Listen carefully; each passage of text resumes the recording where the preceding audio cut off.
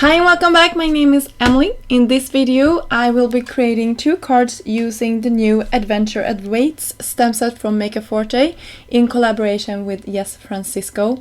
And the minute I saw this stamp set I knew that I had to create cards with it because it fits my style of card making perfectly, and I think you will also be really inspired by how easy it is to create cards with this. And I was just thinking 2 cards when I did this, 2 simple cards, but I think you can stretch this stamp set a lot because it has all of these geometric triangles and super fun to work with. And I started with one of my favorite techniques, and that Forte is really good at taking like bringing out products that are easy for us that are no expert at coloring but really likes the look of it. So I took the solid stamp here and I pressed down 2 water reactive ink pads from Forte as well. I believe I used the Yellowstone and the palm tree. I could be wrong on the green.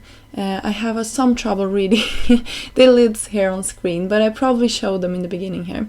So I'm just building the colors here and pressing down my ink pad and then spritzing it with some water.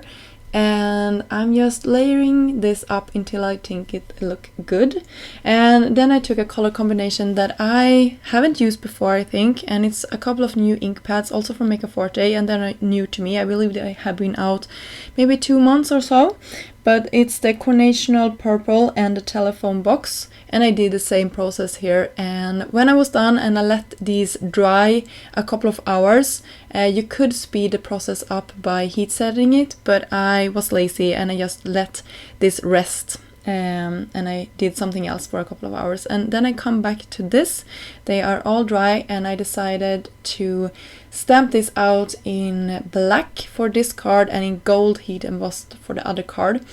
And this is one of my favorite ink pads, by the way. It's the black Remarkable ink pad from Forte, and I have to say I don't have the re-inker for it, so I have to get it because I think I've used it so many times that I have to re-ink it. But that is something, if you get that, please get the re-inker also, because it's really a usy ink pad, and I think it's good if you're using it a lot to ink it a lot as well.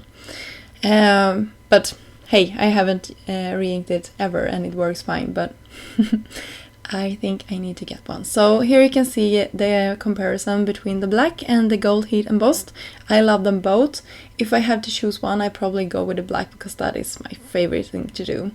And to make these cards stand out a little bit more against a white card base, I mounted them on top of some gold glitter cardstock as well as black cardstock, just to give them a frame. You can see here that that brings the card together as well. So for the gold card I did some dimension with some fun foam, and I used some double-sided tape here just to make sure that this really sticks to the card base. And for the black one I just adhered it flat down, but you can do whatever. I just wanted to play and see what I liked the most. So if you would mass produce, I would say this is a really good card to mass produce because it's quite easy. But for my cards today, I just wanted to see how it looked with the different options there. So for the embellishment, since I kept these cards pretty simple, I kept the embellishment pretty simple as well. I just used some gems from Forte. I used the green ones, and all the products that I use for this video will be linked down below if you're interested. And I will also have a coordinating blog post if you want to see still shots of these projects. I hope you like this. If you did, please give this video a thumb up and subscribe to the channel, and I hope you have a great day. Until next time, bye!